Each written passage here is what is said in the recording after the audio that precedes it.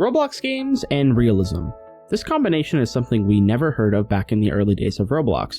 With people testing the limits of Roblox's engine every day, why did some developers choose to make something realistic?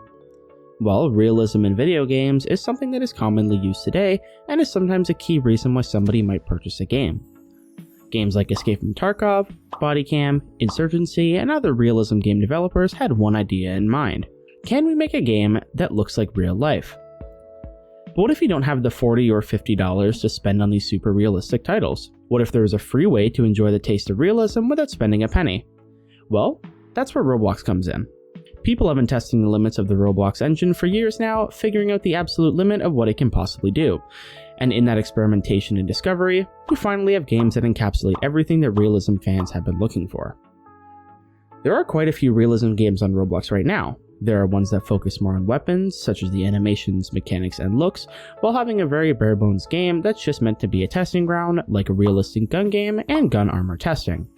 We also have games that are primarily used to showcase the graphical limits of Roblox, like Hazed and Relived. These games are an incredible display of just how much you can actually put into a Roblox game. Now, what if you were to combine the two elements together? What if we took the weapon testing maps and the environment showcase maps and threw them into a blender? Well, we would get the 3 games that I'm about to show you today. But before we get into the games, make sure you subscribe so you never miss another video. The first game that I'll be showing is one that quite literally shocked me when I opened it. Frontlines is a realism FPS game developed by Maximilian on Roblox and is, from what I understand, a solo developer that released the game all the way back in November of 2020 and is still receiving updates to this day. Upon loading into the game, we were greeted with a pretty detailed menu, offering a loadout, store, profile, and a couple more tabs to click on and explore.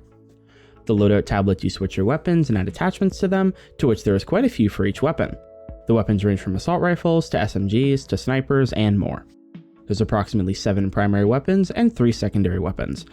The M4, ASVAL, and AWM are just some of the incredibly detailed weapons that are in the game. There's a skills menu that offers different perks that you unlock as you level up. You also need to level up to unlock the other weapons and attachments or purchase them using earnable in-game currency. The store offers paid in-game currency, which can be used to purchase skins and weapons from what I understand. The skills menu lets you select from a number of perks to offer more ways to fight your opponents. Skills like Focus, Crouching Tiger, and Blood Rush are just some of the perks you can use to decrease your scope sway, eliminate footstep sounds, and gain regeneration when you eliminate an enemy. Going into the first match, I didn't expect much given that I was a new player, but I was pleasantly surprised by how easy it was to pick up, sliding around and eliminating enemies like there were nothing, to which I forgot to record. So moving on to the other matches, we were absolutely wrecking people. I found myself having a great time with the M4, with its high damage and low damage drop off at range. It was the perfect all-round weapon for me. It took a bit of time before I started unlocking attachments for the guns, but once I unlocked them, I was able to get even more kills than before. The throwing knives are also very fun to use, feeling exactly how a Call of Duty throwing knife would feel. The ability to pick up other players' weapons was also a nice touch, and the sliding mechanic was alright, but it feels like it's not the smoothest it could be. As I leveled up, I also found that there weren't any camos from their weapons from what I could see, which sucks because I'm a huge sucker for camo grinds. There was also no score streaks that you could work towards, which also sucked because there would be times that I would get a 22 kill streak, but nothing to actually show for it. There are a few maps to select from in the game. Containment, which is a smaller map and more used for close range engagements, Factory, which is a little bit larger with some close quarter engagement locations, and finally Canyons, a very wide open map with very few close range engagement places. The whole map is fairly opened up, which can be used to avoid campers. There's also Launch and Cavalcade, which I never actually ended up playing due to everybody else picking the other 3 maps that I listed. The list of game modes is fairly simple as well.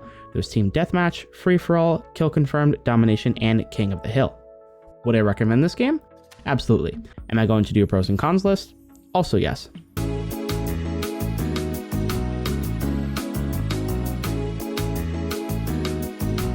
The pros.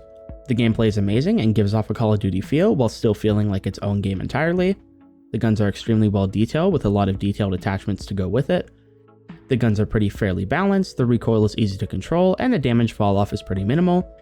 The maps are beautiful and there's quite a few of them for you to play, same goes for the game modes.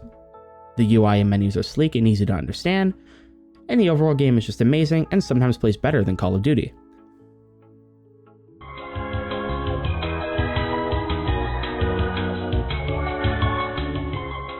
The cons. The game can sometimes stutter a bit, which isn't that big of an issue since you can just turn the graphics down. While the UI is nice and sleek, it can sometimes be a bit too small and difficult to read unless you really look at it. Laser sights can be nearly blinding when pointed directly at you by another player, making it nearly impossible to get a clear shot on someone. There are currently no score streaks or kill streaks. Kill streaks of some kind would be nice for players to have another objective to reach. The leveling can be quite slow at times. Even after playing for an hour, I had just barely reached level 6, and that is with high 30 kill games. It's made even more difficult because each gun takes around 5 levels to unlock, meaning it took me nearly an hour just to unlock the M4. Overall, this game is absolutely amazing, especially for it being made by a single developer. They do have a YouTube channel as well that I will link in the description below. The next game that I wanted to show is one that looked truly amazing, and that is a game called Nexus, a multi-dimensional FPS story mode game that takes us through a facility in search of a very important person. This game was released as a demo for the Roblox 2023 Connect Challenge and was made in just under 10 days. The game takes around 15 to 20 minutes to complete, depending on how fast you understand it, unlike myself. We start in an elevator and get some audible instructions from an unknown person, telling us everything about our mods, our main mod allowing us to switch dimensions, while the gun lets us shoot in a multi-dimensional fashion. After learning about our new mods, we make our way down to the first floor, where we have to learn the core mechanics of the game. We have to aim at these wooden panels to shoot our enemies through dimensions. White is dimension 1, yellow is dimension 2, and blue is dimension 3.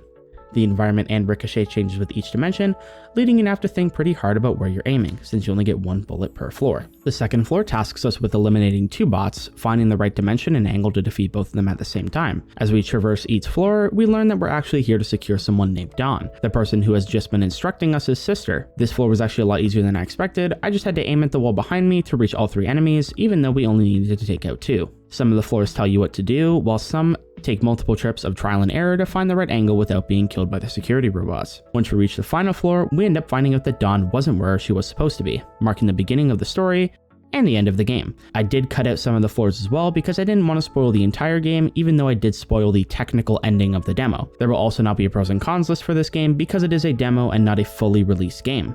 However, this game is truly amazing, and if you want to try it for yourself, I'll post a link to all the games listed in this video in the description below. Still here? Great, because the last game I'll be showing is probably the best one on the list in my opinion. If you're liking the video so far, feel free to leave a like and let me know what your favorite Roblox game is. Now, the final game on this list is called Riotfall. Released in October of 2021 by Rodeo Interactive, this game features several different maps and quite a number of really detailed weapons. Each weapon has a set of skins that can be unlocked through leveling, kill challenges, and more. This game feels like if you combine the graphics of the classic Modern Warfare 2 and a more recent Call of Duty game, threw in some Battlefield elements, and created this masterpiece. Upon opening the game, we're treated to a very well detailed looping walking sequence and a very basic menu. You can have up to 8 loadouts, with the first 5 featuring pre-unlocked weapons to level up and play with.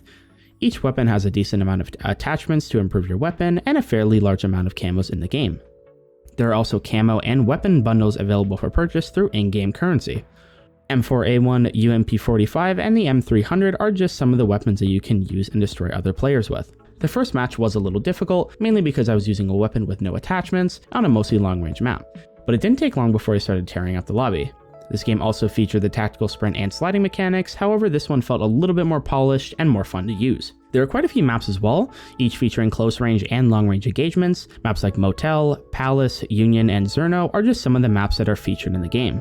Zerno is probably my favorite map while playing. It features a lot of wide open spaces, a huge middle section, and some places to get some high ground, and my favorite gun had to be the M4A1. Its balanced recoil and the ability to do damage from any range makes it one of my favorite guns to use. I was unsure of the level cap in the game, but I did notice some level 70 and higher players as I was playing, which was nice because I really enjoy grinding for levels and camos, to which this game had both of. The game currently only has a UAV for a score streak, which sucks, but it's better than having none at all. It definitely helped to find players in a large map like Zerno, where there's a lot of open buildings and places to hide. There are no skills from what I could find in the loadout section, and you currently cannot customize your soldier. Overall, this game was probably my favorite out of the 3 by far, with camos and levels to grind and unlock, weapons to level up, and the extreme amount of fun to be had. And finally, my favorite part of the video, the pros and cons section.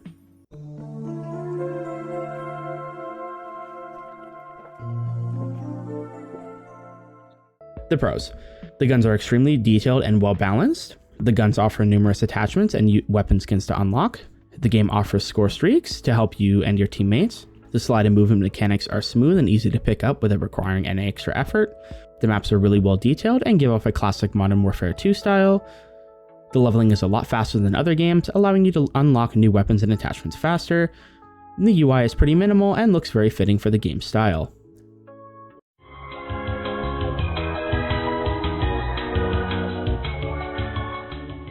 The cons. There are some ping issues at times that can look like you're being shot through a wall when trying to get back into cover, but it was actually just a ping difference. The flashbangs could be more flashy. I have been flashed and flashed enemies, and it just creates a small vignette around your screen unless it was too far away to be full power. The snipers are pretty difficult to use, leading the weapon to sway super erratically when you're trying to shoot and strafe from your enemies. While the UI is nice and minimalist, it is also pretty small and forces you to focus on it fully rather than it being in a peripheral view. It would be nice to have a couple more game modes as well, since there seems to only be Team Deathmatch at the moment. With these 3 games perfectly encapsulating what realism in Roblox looks like, it leaves us with a question. How far can realism truly go? How realistic can we get before a game actually looks like real life? I guess that's not up for any of us to decide really, but let's just enjoy the realistic games we have now. Thank you so much for watching. If you made it this far and enjoyed the video, feel free to like and subscribe. It's a free way to help me out and lets me know if you enjoyed it. If you played these games before or have any other games you want me to try out, let me know down in the comments below. I've been Nico, and I'll catch you next time.